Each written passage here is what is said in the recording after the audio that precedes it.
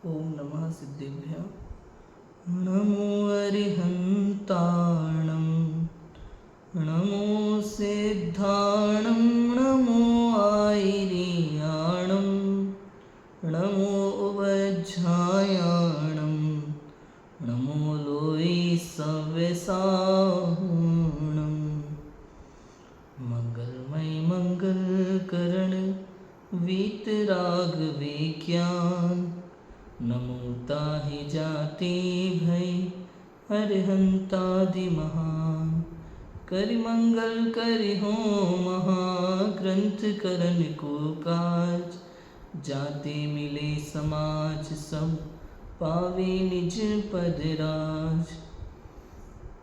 इस भवतरु का मूल एक जानहु मिथ्या भाव, ताको कर निर्मूल अब करे मोक्ष पाओ। आचार्य कल्प पंडित टोडरमल जी द्वारा विरचित मोक्ष मार्ग प्रकाशक ग्रंथ 8वां अधिकार उपदेश का स्वरूप कि किस प्रकार जिनागम में चारों अनुयोगों की शैली में उपदेश मिलता है। प्रथमानुयोग, कर्णानुयोग, चरणानुयोग में किस प्रकार की व्याख्यान पद्धति है उसकी हमने चर्चा की, और अभी द्रव्यानुयोग के व्याख्यान का विधान चल रहा है। द्रव्यानुयोग जिसमें द्रव्य का श्रद्धान कराना है, जीव द्रव्य का श्रद्धान कराना है, जीवादि द्रव्यों का श्रद्धान कराना है, सात तत्व का श्रद्धान कराना है, मोक्ष मार्ग का श्रद्धान कराना है, ये द्रव्यानुयोग है। जैसा है वैसा बताना, इसका नाम द्रव्यानुयोग है। जैसा है वैसा बताना, इसका नाम द्रव्यानुयोग है। जीव जैसा है उसका वैसा स्वरूप आएगा, अजीव जैसा है उसका वैसा स्वरूप आएगा, आश्रवबंध जैसे है उसका वैसा स्वरूप आएगा, और वैसा ही श्रद्धान करना, इसका नाम क्या है? द्रव्यानुयोग। द्रव्यानुयोग में मुख्य रूप से अध्यात्म की प्रधानता होती है और निश्चय नय की प्रधानता होती है। किसकी प्रधानता होती है? निश्चय नय की प्रधानता होती है। वास्तविक निरूपण करता है कि ऐसा है, परमार्थ से ऐसा है, वास्तव में ऐसा है, निश्चय से तो ऐसा है। व्यवहार का भी वर्णन होता है, ऐसा नहीं है कि पूर्ण रूप से निश्चय का ही हो, लेकिन प्रधानता किसकी होती है? निश्चय कथन की, परमार्थ की प्रधानता होती है कि वास्तव में तो ऐसा है, वास्तव में तो पुण्य पाप दोनों बंध के कारण है, दोनों संसार में रुलाने वाले हैं, दोनों भटकाने वाले हैं, और संवर निर्जरा वो मुक्ति का कारण है। ये आएगा। कल अपन ने बहुत सारी चर्चा की कि इसी प्रकार अन्य व्यवहार का निषेध वहाँ किया हो उसे जानकर प्रमादी नहीं होना। जहाँ जहाँ द्रव्यानुयोग में व्यवहार का निषेध किया हो उसे जान करके प्रमादी नहीं होना। प्रमादी नहीं होने का मतलब आज से करना ही नहीं। समझ में आया? भाई शुभोपयोग से दृष्टि हटाकर शुद्धोपयोग में दृष्टि ले जाना था, तो शुभोपयोग से दृष्टि हटाकर अशुभोपयोग में मत ले जाना। समझ में आया? शुभोपयोग में टिकना अच्छी बात नहीं है, अशुभोपयोग तो है ही बुरा, शुभोपयोग भी कोई ज़्यादा अच्छी बात नहीं। यह है बात। सीधा सिंपल उदाहरण दो एक। राजू भाई, आपने देखा होगा कई बार संसार में ऐसा होता है कि हम कहीं जॉब कर रहे होते, ठीक है, जॉब कर रहे होते, छोटी मोटी सैलरी मिल रही होती, 10-20 हज़ार रुपये महीने में हम जॉब कर रहे हैं कहीं पे। अब हमारे खर्चे थोड़े ज़्यादा हैं, मन नहीं भर रहा, हम सोच रहे हैं कुछ और करें, कोई और जॉब ढूंढें, अच्छी जॉब ढूंढें, यहाँ पे समस्या बहुत है, कोई अच्छी जॉब ढूंढें। तो हम लोग क्या सोचते हैं, कई बार वहाँ रहते हुए भी अच्छी जॉब की तलाश करते हैं कि नहीं करते, कि ये अच्छा नहीं है फिर भी यहाँ लगे। कब तक लगे? जब तक दूसरी नहीं मिल जाए, और दूसरी मिलते ही इसको क्या करना? छोड़ देना। ऐसे ही ऐसे, और इससे नीचे खाली बैठना कितनी अच्छी बात है, घर में खाली बैठना, बताओ। जॉब छोड़ करके घर में खाली बैठना कितनी अच्छी बात है, हैं? तो घर में खाली बैठना पसंद नहीं है हमें। तो जो जॉब मिली सबसे पहले तो उसमें काम चलाया, जितना कमाई हुई उतना काम किया, लेकिन अच्छी जॉब की तलाश जारी, सरकारी नौकरी की तैयारी जारी, समझ में, इंटरव्यू वगैरह देना जारी, और प्राइवेट में थोड़ा बहुत काम भी कर रहे हैं। इसका नाम शुभोपयोग। घर में फालतू बैठना अशुभोपयोग। और जितना हो सके उतना काम करते रहना, इसका नाम क्या है? शुभोपयोग। और उतना करते हुए भी गवर्नमेंट जॉब की तैयारी में लगे रहना, इसका मतलब क्या है? स्वाध्याय और तत्व विचार। समझ में? तत्व निर्णय, तत्व विचार। जब तक मिल नहीं जाती गवर्नमेंट जॉब तब तक तैयारी में लगे रहना, मतलब तत्व विचार। ये स्वाध्याय है, स्वाध्याय और तत्व विचार। और जब मिल जाए तो आत्मानुभव। समझ में आया? तो जब तक जॉब नहीं मिल जाती तब तक यहाँ हो, अच्छी बात है, लेकिन तुम्हें बार बार ये होते ना, हम जैसे प्राइवेट जॉब में है तो हमें कई लोग मिलते हैं, भैया कुछ नहीं रखा इन जॉब में, कुछ नहीं रखा संस्थानों में, कोई गवर्नमेंट जॉब की तैयारी करो। कितने लोग मिलते हैं हमें कहने वाले, गवर्नमेंट जॉब की तैयारी करो। हम कहते हैं भैया हम यही ठीक है, हम बढ़िया, हम मस्त हैं, कोई दिक्कत नहीं है। वो लोग समझाते हैं अपने हिसाब से, क्यों? क्योंकि उन्हें पैसा सबसे महत्वपूर्ण है, तो वही समझाते हैं गवर्नमेंट जॉब की तैयारी करो, समझ में आया? टिके रहोगे वहाँ, उसकी गारंटी है जॉब की, सिद्ध पद की गारंटी है। इस हिसाब से समझ में आया? तो घर में फालतू बैठना अशुभोपयोग। जहाँ काम कर रहे हैं, प्राइवेट नौकरी, किसी संस्था में काम कर रहे हैं, कोई कंपनी में काम कर रहे हैं, कहीं प्राइवेट जॉब कर रहे हैं, किसी प्राइवेट स्कूल में पढ़ा रहे हैं, है ना, कोई पार्ट टाइम जॉब करते हैं, ये सब क्या है? शुभोपयोग। समझ में आया? और इसके चलते चलते गवर्नमेंट जॉब की तैयारी करना, बड़ी कंपनियों में इंटरव्यू देते रहना, खोजबीन चालू रखना, ये क्या है? ये स्वाध्याय और तत्व विचार, तत्व विचार, आगे की तैयारी। और जब बड़ी कंपनी में नौकरी मिल गई, लक्ष्य प्राप्त हो गया, गवर्नमेंट जॉब मिल गई, उसमें निकल गए, इसका नाम क्या है? आत्मानुभव। तो ये कह रहे हैं भाई साहब, किसी व्यक्ति से, कोई एक समझदार व्यक्ति मिलकर के कहता है किसी प्राइवेट स्कूल में काम करने वाले टीचर से, सुनो इसमें गुजारा नहीं होता है, गवर्नमेंट जॉब की तैयारी करते रहना। समझ में आया? ऐसे ही आचार्य देव कहते हैं, सुनो पूजा भक्ति आदि शुभ भाव में धर्म नहीं होता, स्वाध्याय और तत्व विचार करते रहना, आत्मानुभव के प्रयास करते रहना, क्योंकि धर्म तो आत्मानुभव का नाम है। मजा तो सरकारी नौकरी में है, धर्म तो आत्मानुभव का नाम है, ये कहना चाहते हैं। मैं कोई सरकारी नौकरी की प्रशंसा नहीं कर रहा भाई, लेकिन धर्म तो आत्मानुभव का नाम है, ऐसा है। समझ में आ गया?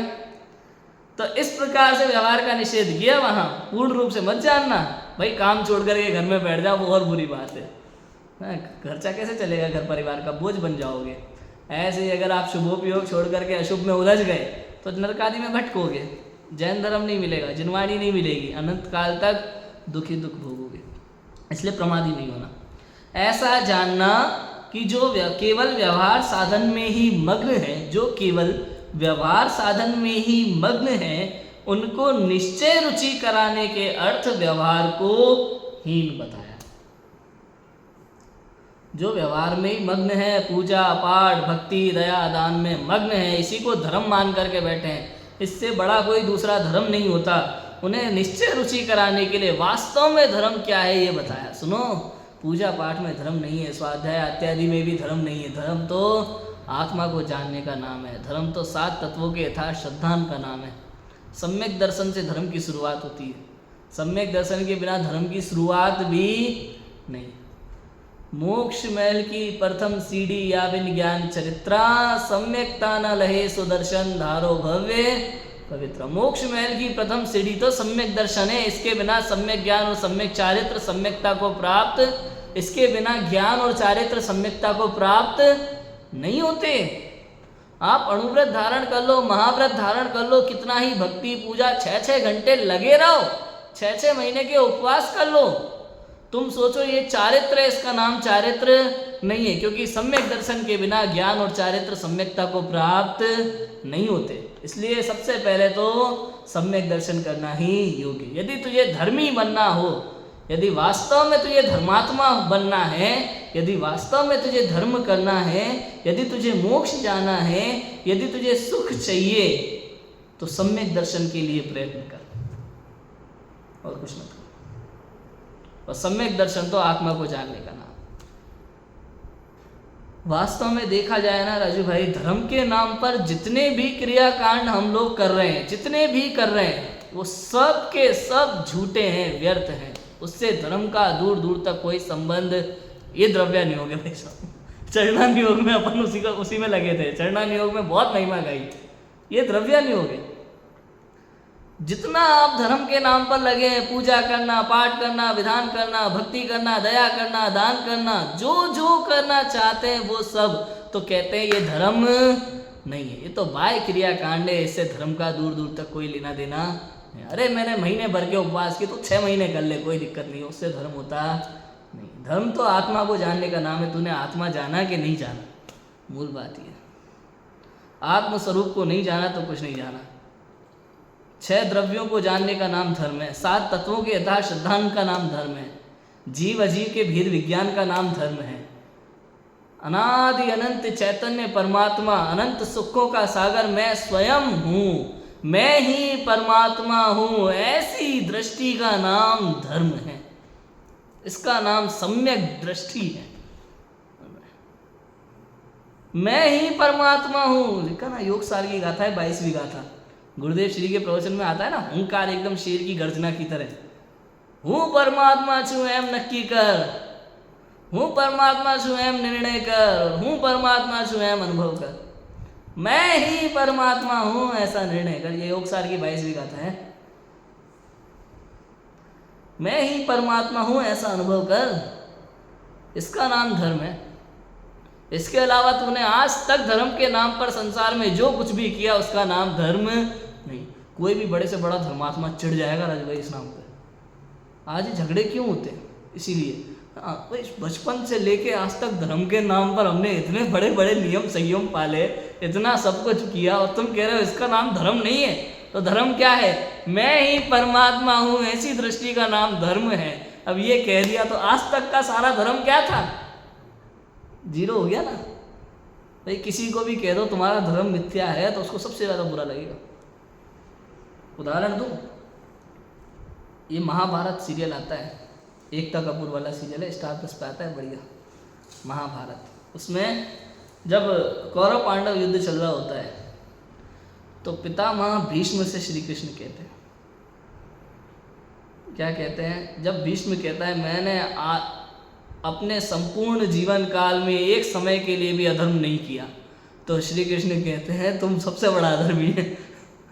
क्यों?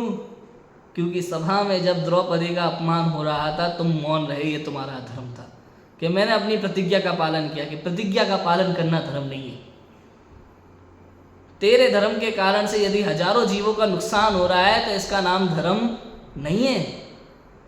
अरे धर्म तो उसका नाम है जिससे स्व का भी कल्याण होता है और पर का भी कल्याण होता है, जिससे स्वयं का भी नुकसान हो रहा है, स्वयं प्रति समय दुख में जल रहा है और हजारों लोगों को दुख में डाल रहा है, इसका नाम धर्म हो सकता नहीं। आग लग जाती है, मिर्ची लग जाती है। वासुदेव, तुम्हें मेरे धर्म को मिथ्या कहने का कोई अधिकार नहीं है।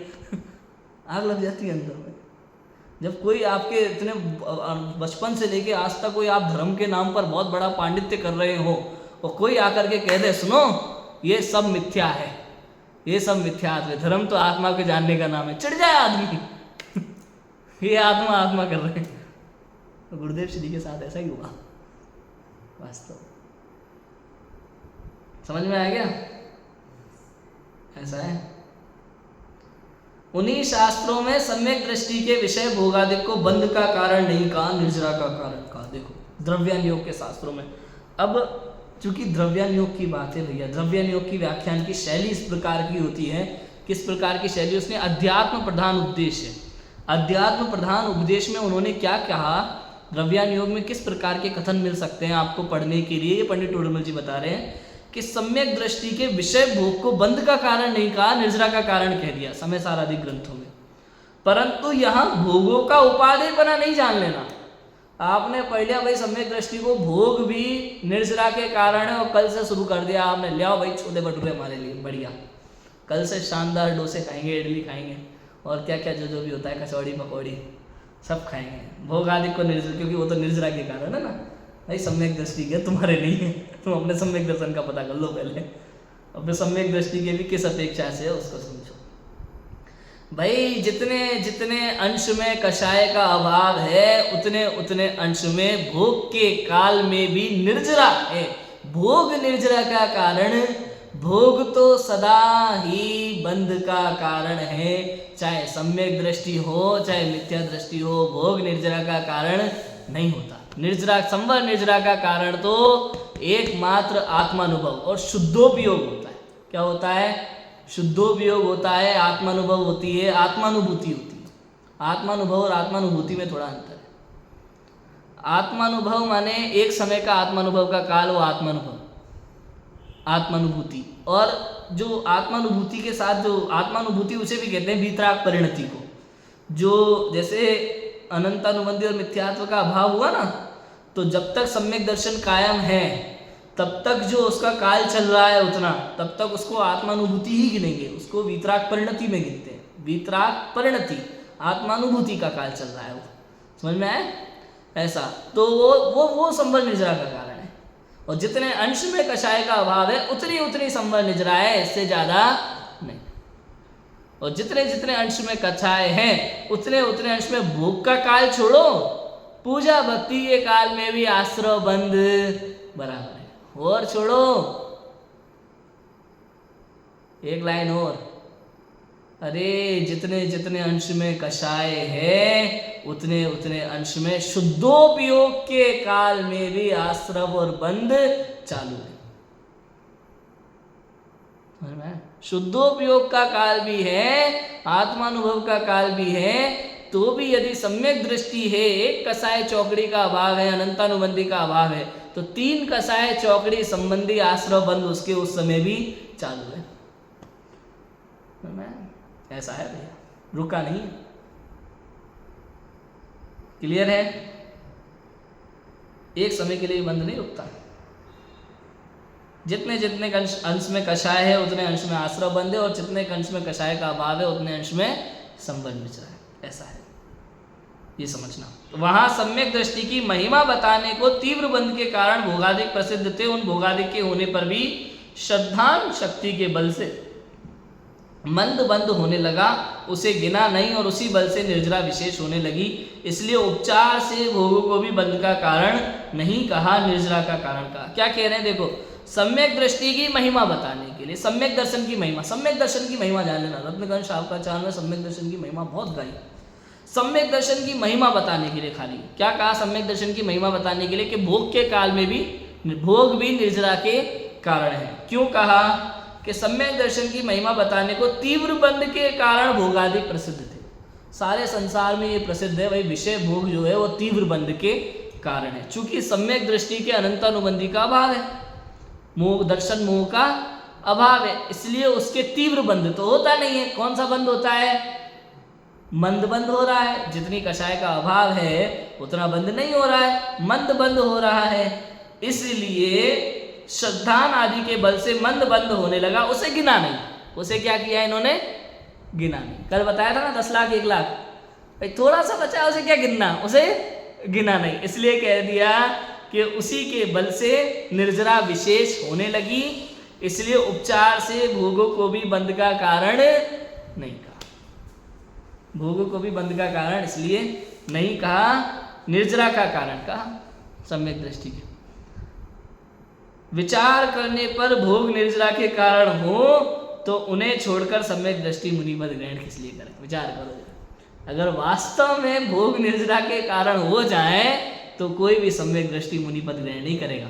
भोग करते करते मोक्ष पहुंच जाए। क्यों? भोग करने से निर्जरा हो रही है ना, तो फिर मुनिपद ग्रहण करने की क्या जरूरत? खाना खाते खाते बढ़िया मोक्ष हो जाए। श्वेतांबर में तो मानते भी ऐसा, खाना खाते खाते मोक्ष हो जाता है, अस्पताल में बैठे बैठे मोक्ष हो जाता है, आराम से हाथी पे बैठे बैठे मोक्ष हो जाता है। हाँ, तो ऐसा मानते हैं। ऐसा नहीं है, लेकिन मुनि पद ग्रहण किए बिना आज तक कभी किसी को मोक्ष हुआ नहीं। 3 लोग 3 काल में नहीं हुआ, ना हो सकता। अष्टपावड़ में तो लिखा है ना, नग्गो ही मोक्ष मग्गो, नग्नता ही मोक्ष का मार्ग है। वहाँ नग्नता का अर्थ केवल द्रव्य नग्न नहीं, भाव नग्न भी है। जो द्रव्य से भी नग्न है और भाव से भी नग्न है। 24 परिग्रह से रहित है, 14 अंतरंग और 10 बहिरंग, वे वास्तव में दिगंबर मुनिराज होते हैं, और वे ही मोक्ष मार्गी हैं। वो ही मोक्ष मार्गी हैं। वैसे चौथे गुणस्थान से अविरत सम्यक दृष्टि जीव है, वहां से जीव को मोक्ष मार्गी कहना शुरू हो जाता है। लेकिन सच्चे मोक्ष मार्गी तो दिगंबर मुनिराज ही है। समझ में आया? सिद्धों के लघुनंदन ऐसा।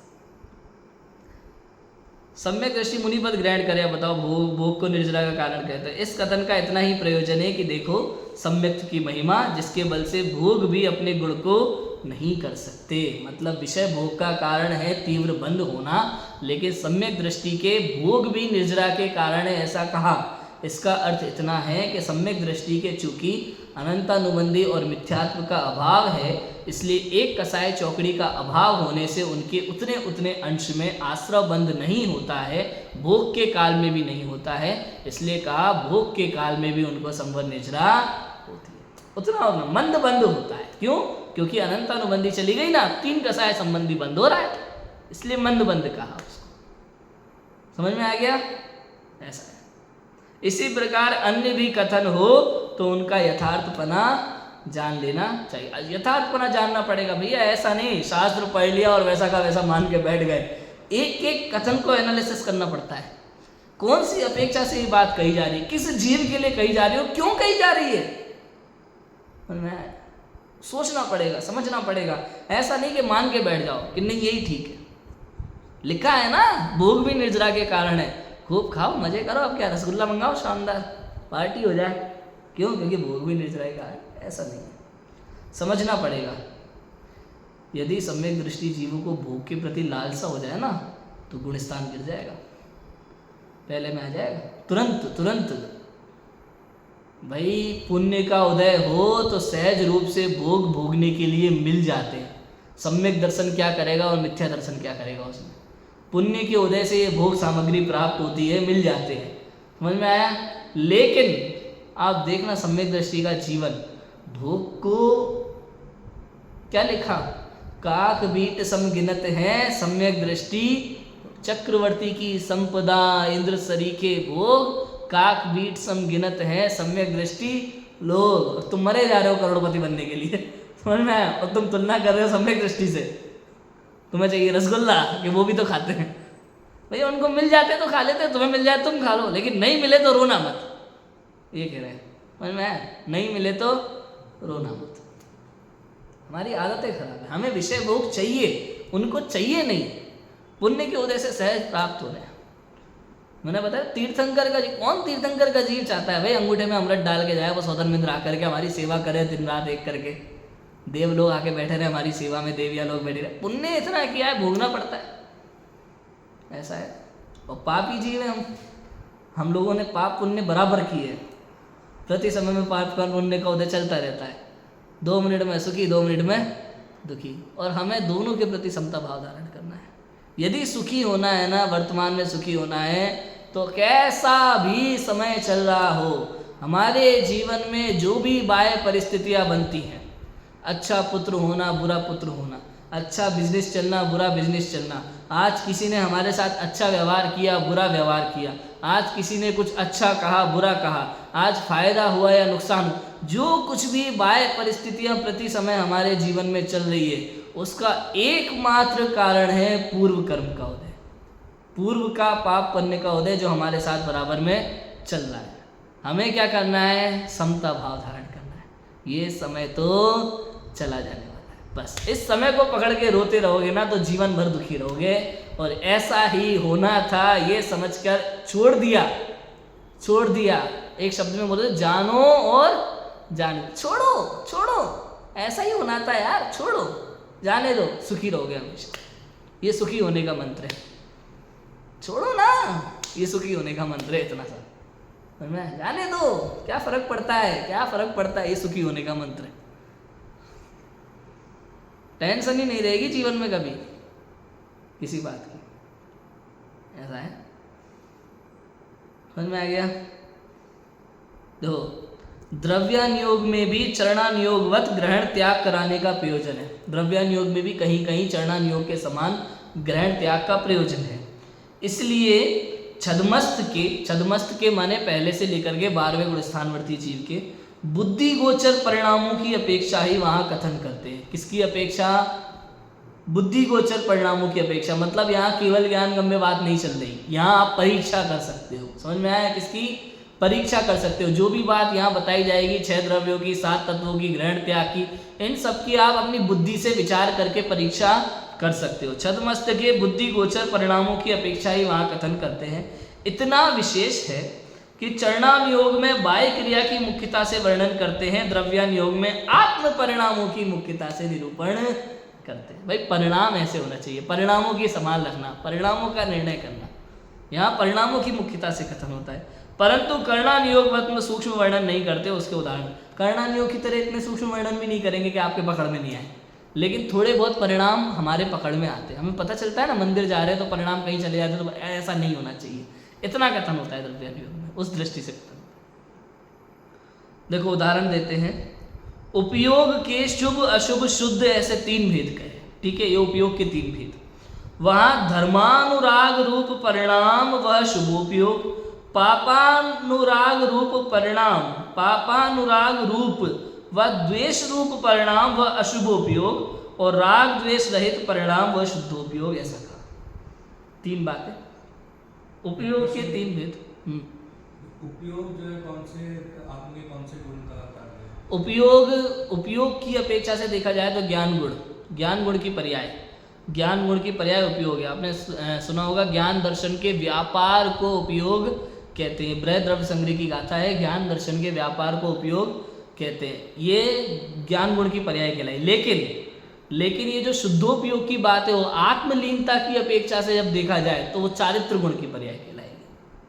समझ में आया? जब उपयोग की दृष्टि से देखेंगे तो वो ज्ञानोपयोग, दर्शनोपयोग, वहाँ ज्ञान गुण की अपेक्षा से, और ये जो अशुभोपयोग है, शुभोपयोग है, शुद्धोपयोग है, 3 भेद कहे ना उपयोग के, ज्ञान गुण की अपेक्षा से है। और जो लीनता की अपेक्षा से बात है वो चारित्र गुण की अपेक्षा से बात आ जाएगी आत्मलीनता में। ऐसा है, 3 भेद का है ना। और सम्यक दर्शन जो है वो तो श्रद्धा गुण की पर्याय है, उसमें कोई दिक्कत नहीं है ना। वहां धर्मानुराग रूप परिणाम, अब देखो पहला तो धर्मानुराग रूप परिणाम वह शुभोपयोग है। समझ में? धर्म नहीं, शुभोपयोग किसे कहा? धर्मानुराग रूप परिणाम, धर्म के प्रति अनुराग वो शुभोपयोग है। धर्म शुभोपयोग, एक एक शब्द में कितना, इससे पता चलता है धर्म अलग है, शुभोपयोग अलग है। धर्मानुराग, धर्म के प्रति अनुराग वो शुभोपयोग है भाई साहब। ये पुण्य का भाव, ये धर्म के प्रति अनुराग है, धर्म नहीं। पापानुराग, पाप के प्रति अनुराग, और द्वेष रूप परिणाम ये क्या है? ये अशुभोपयोग है। और राग द्वेष रहित परिणाम, राग द्वेष दोनों से पूर्ण रूप से रहित परिणाम वो क्या है? वीतराग भाव है, शुद्धोपयोग। ऐसा कहा। सो इस छद्मस्त के बुद्धि गोचर परिणामों की अपेक्षा ये कथन है। बुद्धि गोचर इतना हमें समझ में आता है कि पाप में लगना अशुभ है, पुण्य में लगना शुभ है, और पुण्य पाप से रहित आत्म तत्व में लीन होना वो शुद्धोपयोग, इतना समझ में आता है। कर्णानुयोग में कसाय शक्ति की अपेक्षा गुणस्थान आदि में संक्लेश विशुद्ध परिणामों की अपेक्षा निरूपण किया है, वह विवेक्षा यहाँ नहीं है। कर्णानुयोग में कषाय शक्ति अपेक्षा गुणस्थान आदि में संक्लेश विशुद्ध परिणामों की अपेक्षा वर्णन किया, वो विवेक्षा नहीं है। अब यहाँ तो मोटे तौर पे द्रव्यानुयोग में शुभोपयोग, अशुभोपयोग, शुद्धोपयोग का कथन है। कर्णानुयोग में जो वर्णन आता है वो अंदर के कषाय परिणामों की अपेक्षा से कथन आता है कि कौन सी कषाय के अभाव में कौन सा उपयोग चल रहा है, कौन से गुणस्थान में कौन सा उपयोग चल रहा है, वो विषय पूरा केवल ज्ञान गम्य विषय है, ये पता नहीं चलता है। अब जैसे आत्मानुभव हुआ, सम्यक दृष्टि जीव को, किसी भी जीव को, मिथ्या दृष्टि जीव को, किसी को भी जब सबसे पहले आत्मानुभव होता है ना, तो अनुभव के काल में पता चलता है कि आत्मानुभव होगा, सम्यक दर्शन हुआ, पता चलता है उस समय। लेकिन कब छूट गया ये पता नहीं चलेगा। अब वो कौन से गुणस्थान में, ये खुद को भी पता नहीं चलता भाई साहब, ये केवल ज्ञान गम्य विषय है। तो वो वर्णन तो कर्णानुयोग का है, लेकिन इतना पता चलता है कि मेरे पाप भाव चल रहे हैं तो ये अशुभोपयोग है, पुण्य के परिणाम में ये शुभोपयोग है। और वीतराग भाव जब आत्मानुभव का काल चल रहा होता है तो उसका जो आनंद है, अतीन्द्रिय आनंद है, वो शुद्धोपयोग है। इतना स्वयं का अनुभव स्वयं को पता चलता है, ये हो सकता है। ये छद्मस्त के ज्ञान की विषय वस्तु है, समझ में आया? ऐसा है। शुद्धोपयोग की भी बहुत बातें देखो पढ़ते हैं। कर्णानुयोग में तो रागादि रहित शुद्धोपयोग यथाख्यात चारित्र होने पर होता है। ये कर्णाली हो। यथाख्यात चारित्र कौन से गुण स्थान में होता है राजू भाई? आपको तो पता होगा यार।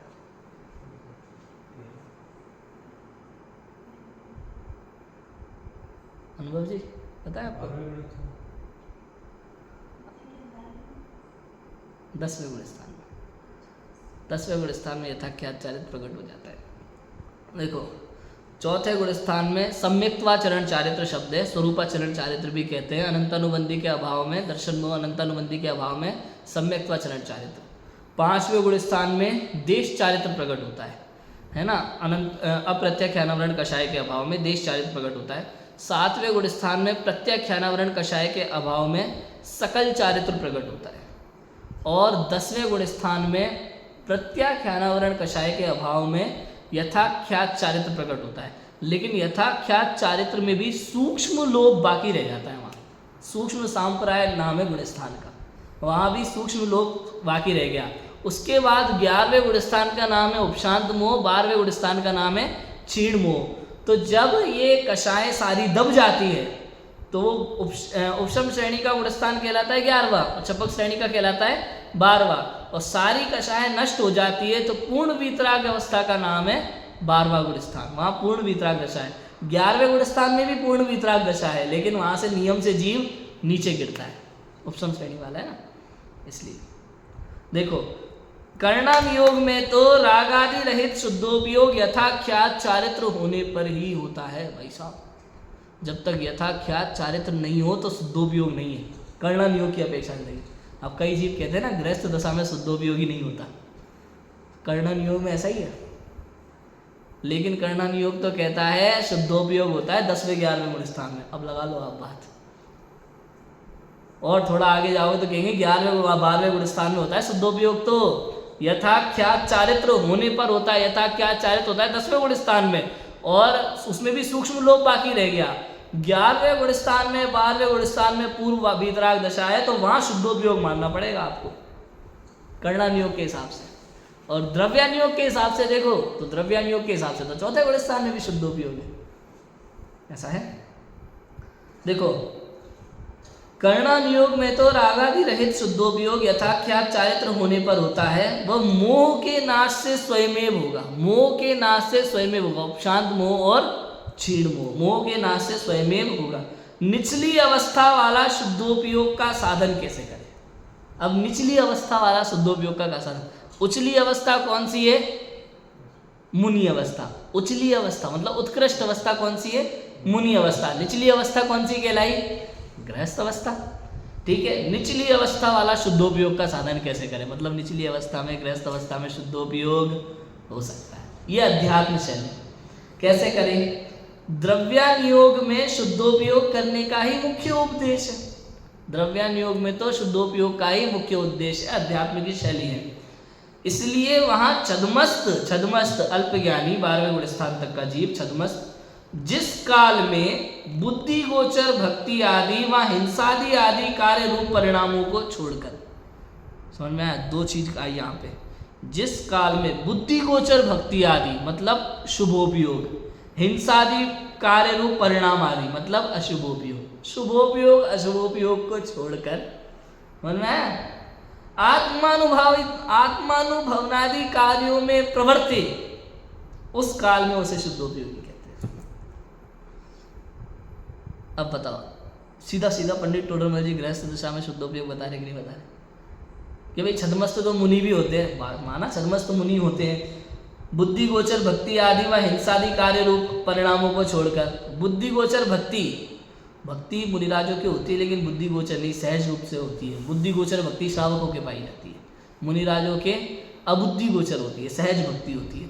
और मान भी ले हम तो चलो भक्ति तो होती है ना, लेकिन हिंसादि कार्य रूप परिणामों को छोड़कर मुनिराजों के हिंसादि कार्य अशुभोपयोग तो होता नहीं है। 7वें 6वें गुण स्थान में अशुभोपयोग होता नहीं है, वहां तो केवल शुभोपयोग है। ठीक है, छोड़कर आत्मानुभवनादि कार्यों में प्रवर्तित। अब देखो उसी काल में राजू भाई आप किसी व्यापार आदि कार्य में बैठे हो, घर में बैठे हो, कहीं भी बैठे हो, आप मंदिर में आए, सामायिक के लिए बैठे, भक्ति के लिए बैठे, स्वाध्याय के लिए बैठे, तत्व चिंतन के लिए बैठे, तत्व विचार के लिए बैठे, तो आपने क्या किया? सबसे पहले तो भक्ति आदि कार्य छोड़ा, मंदिर में दर्शन पूजन भक्ति सब छोड़ा, स्वाध्याय छोड़ा, सब छोड़ा, क्या करने बैठे आप? तत्व चिंतन करने बैठे। हिंसा आदि कार्य समय कर नहीं रहे, भक्ति आदि कर नहीं रहे, दोनों कार्यों से निवृत्त होकर के आप क्या करने बैठे? तत्व चिंतन करने बैठे। अब मुक्ति गोचर भक्ति आदि को छोड़ा, हिंसा आदि पाप कार्यों को छोड़ा, आत्मानुभव आदि कार्यों में प्रवर्तित। तत्व विचार क्या है? आत्मानुभवनादि कार्यों में प्रवर्तना, क्योंकि सविकल्प दशा से ही जीव निर्विकल्प दशा में होता है। जब ये स्व और पर का चिंतन करता है, मैं ये हूँ, ये मैं नहीं हूँ, ऐसा भेद विज्ञान करता है सविकल्प रूप से, तब भेद विज्ञान विकल्प करते करते करते करते करते करते एक समय वो निर्विकल्प दशा को प्राप्त होता है। तो इस प्रकार से जिस समय वो निर्विकल्प दशा को प्राप्त हुआ, उस समय उसको शुद्धोपयोगी कहते हैं। वापस सविकल्प में आ गया तो वापस जो भी उपयोग है शुभोपयोग होगा या अशुभोपयोग होगा, लेकिन जिस काल में आत्मानुभव है उस काल में शुद्धोपयोग, ऐसा कहना चाहते हैं। यद्यपि यहाँ केवल ज्ञान गोचर सूक्ष्म रागादिक है, तथापि उसकी विवक्षा यहाँ नहीं की। अपनी बुद्धि गोचर रागादिक छोड़ता है, इस अपेक्षा उसे शुद्धोपयोगी कहा। ये बात है 10वें गुण स्थान की। यद्यपि यहाँ केवल ज्ञान गोचर सूक्ष्म रागादिक है, 10वें गुण स्थान में सूक्ष्म रागादिक है, केवल ज्ञान में दिखाई देते हैं, सूक्ष्म लोग आदिक है, लेकिन फिर भी उसको शुद्धोपयोगी कहता है कर्णानुयोग। 10वें गुण स्थान में भी शुद्धोपयोग कहता है, 11वें गुण स्थान में मानता है। और द्रव्यानुयोग कर्णानुयोग में कुछ बातें समान भी होती है और कुछ बातें मिलाना चाहे तो नहीं मिलती, देखना पड़ेंगे अपन कि इसी प्रकार स्व पर श्रद्धानादिक होने पर सम्यक्तवादी कहे वह बुद्धि गोचर अपेक्षा से निरूपण है। स्व पर श्रद्धानादिक होने पर भेद विज्ञान होता है तो सम्यक दर्शन होता है, सम्यक्तवादिक होते हैं। बुद्धि गोचर अपेक्षा से ये निरूपण है, समझ में आए ऐसा निरूपण है। सूक्ष्म भावों की अपेक्षा गुणस्थान आदि में सम्यक्तवादी का निरूपण कर्णानुयोग में पाया जाता है। सूक्ष्म भावों की अपेक्षा वो निरूपण किसमें पाया जाता है? कर्णानुयोग। वहाँ गुणस्थान की अपेक्षा से चर्चा है, यहाँ परिणामों की अपेक्षा से चर्चा, इतना समझना। द्रव्यानुयोग कर्णानुयोग में यही सेम चर्चा, जब कर्णानुयोग से अपन इस चर्चा को करते तो कर्म सापेक्ष बताता है, द्रव्यानुयोग से चर्चा करते तो परिणामों की अपेक्षा से वर्णन होता है। समझ में आ गया? यहाँ कहेंगे कि भाई जीव के परिणाम, जीव अपने आत्मा में उपयोग की ओर ले गया तो एक समय का उपयोग हुआ। कर्णानुयोग कहेगा कि अनंत अनुबंधी और दर्शन मोह का अभाव हुआ तो सम्यक दर्शन हो गया। द्रव्यानुयोग कहेगा एक समय का आत्मानुभव हुआ और सम्यक दर्शन हो गया। इतना अंतर है, बस काम एक साथ हुआ। समझ में आ गया? भिन्न शैली है, काम एक ही है। सूक्ष्म भावों की अपेक्षा गुणस्थान आदि में सम्यक्तवादी का निरूपण कर्णानुयोग में पाया जाता है। इसी प्रकार अन्यत्र जानना। अब सूक्ष्म भावों की अपेक्षा सम्यक्तवादी का निरूपण मतलब पूरी पंचलब्धि पूरी पंचलब्धि जिसकी चर्चा अपन ने की, अधकरण, अपूर्वकरण, अनिवृत्तिकरण सब पढ़ा ना अपन ने, वो सब वर्णन मिलेगा आपको। इसलिए द्रव्यानुयोग के कथन की विधि से कर्णानुयोग मिलाना चाहे तो कहीं तो मिलती है, कहीं नहीं मिलती। जिस प्रकार यथाख्यात चारित्र होने पर तो दोनों अपेक्षा शुद्धोपयोग है, परंतु निचली दशा में द्रव्यानुयोग अपेक्षा से कदाचित शुद्धोपयोग होता है, परंतु कर्णानुयोग अपेक्षा से सदाकाल कषाय के अंश के सद्भाव से शुद्धोपयोग नहीं है। इस प्रकार अन्य कथन जान लेना चाहिए। अब देखो, कोई जीव द्रव्यानुयोग और कर्णानुयोग की शैली को मिलाना चाहे तो कहीं तो मिलेगी, कहीं नहीं मिलेगी। क्यों? क्योंकि कर्णानुयोग कहता है भाई 10वें, 11वें, 12वें गुणस्थान में शुद्धोपयोग होता है।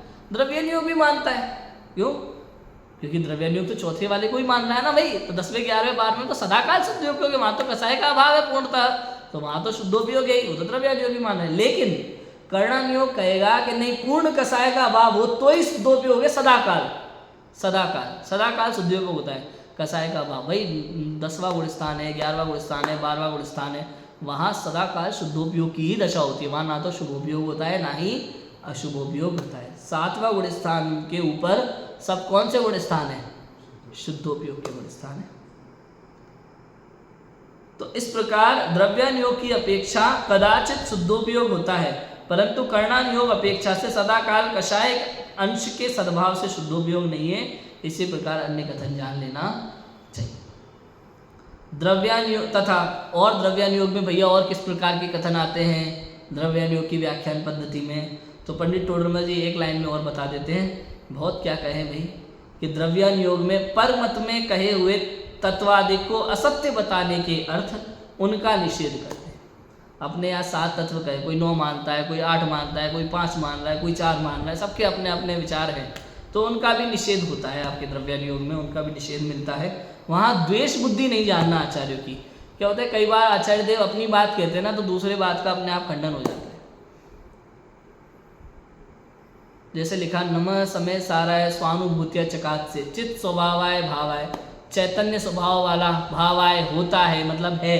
तो है क्या कहा ना, जीव है। तो जो मानता है कि जीव नाम की कोई चीज ही नहीं होती, सपने की तरह दुनिया है, तो उससे कहते हैं ऐसा नहीं है भाई, है। तो है कहा ना, तो उससे सिद्धि हो गई भैया। जैन मत इसको मानता है, तो इससे अपने मत की सिद्धि करते हैं और अन्य मत का उससे क्या हो जाता है, खंडन हो जाता है स्वयं। अपन उससे लड़ने नहीं जाते। तो द्वेष बुद्धि नहीं है वहाँ। उनको असत्य बतलाकर सत्य श्रद्धान कराने का प्रयोजन जानना चाहिए। इसी प्रकार और भी अनेक प्रकार से द्रव्यानुयोग में व्याख्यान है। इस प्रकार चारों अनुयोगों का व्याख्यान का विधान कहा। किसी ग्रंथ में एक अनुयोग की, किसी में 2 की, किसी में 3 की, किसी में 4 की प्रधानता सहित व्याख्यान होता है। जहाँ जैसा संभव हो वहाँ वैसा समझना चाहिए। इतनी बात अभी हमने की है। अनुयोगों के व्याख्यान की पद्धति, चारों अनुयोगों के व्याख्यान की पद्धति का एक चैप्टर यहाँ पंडित टुडुमल जी ने छोटा सा लिखा हुआ है, उसकी चर्चा पर कल करेंगे। अभी की बात को विराम देते हैं। ओम नमः।